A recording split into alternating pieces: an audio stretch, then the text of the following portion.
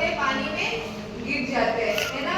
तो फिर उन्होंने सोचा, पानी में गिरने के बाद फिर उन्होंने सोचा कि काश क्या होता है, हम झगड़ते नहीं, है ना, पहले ही सुलह कर लेते या फिर पहले ही समझदारी दिखा लेते, पहले दोनों में से कोई एक चला जाता और एक रुक जाता, या फिर दूसरा चला जाता तो एक रुक जाता, है ना। तो क्या होता, हम पानी में नहीं गिरते।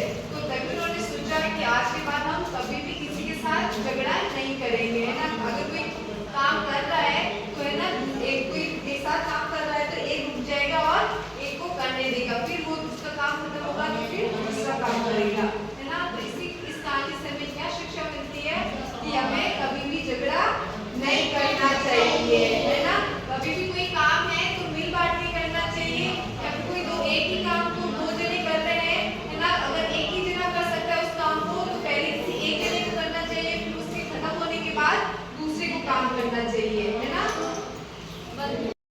दोस्त है, इसके एक का नाम हितेश और एक का नाम दिलखुश है।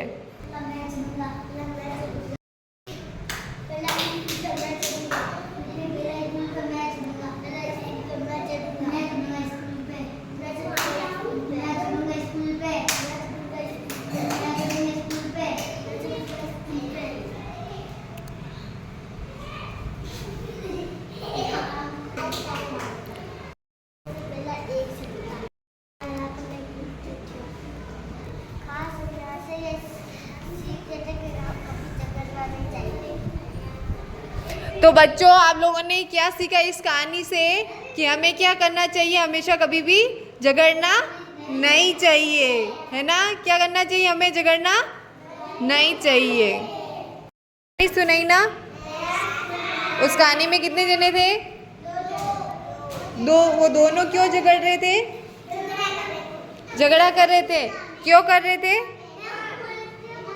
वो क्यों झगड़ा कर रहे थे,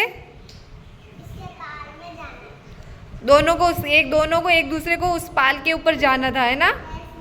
फिर क्या हुआ, दोनों चढ़े, फिर क्या हुआ, झगड़ा हो गया, फिर झगड़ा करके क्या हुआ, नीचे गिर गए।